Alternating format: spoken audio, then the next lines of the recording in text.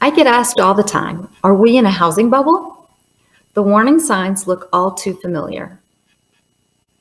Escalating home prices have both buyers and sellers worried that the market is just too good to be true, and agents across the US are getting bombarded with the ultimate question, are we in a housing bubble?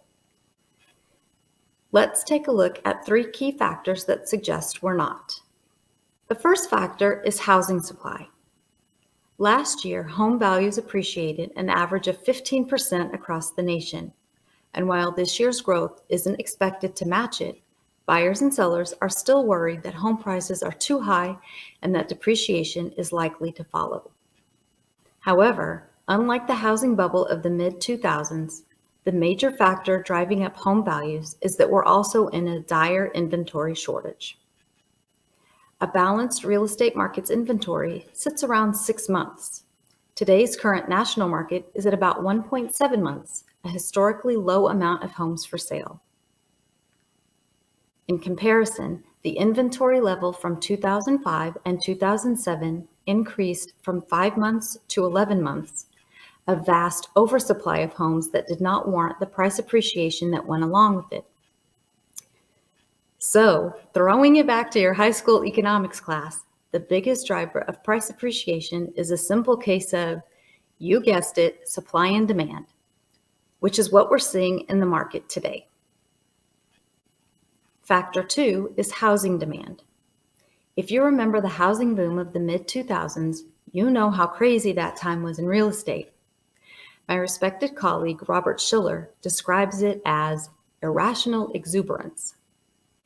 In other words, the buying and selling frenzy that contributed to the market collapse was fueled not by tactful financial decisions, but a countrywide case of FOMO, which is fear of missing out.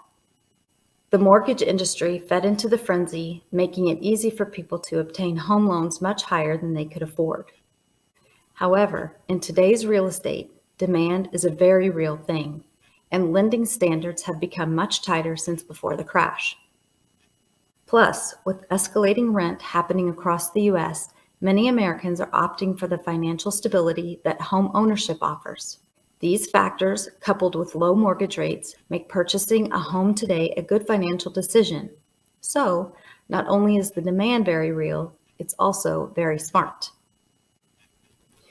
The third factor is equity. Following the housing and economic crash of 2008, economists, financiers, and real estate industry experts have combed through data to figure out why the entire system crumbled the way it did.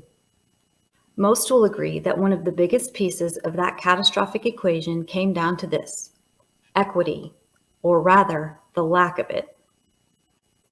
The mid-2000s saw a massive wave of homeowners cashing out the equity in their homes.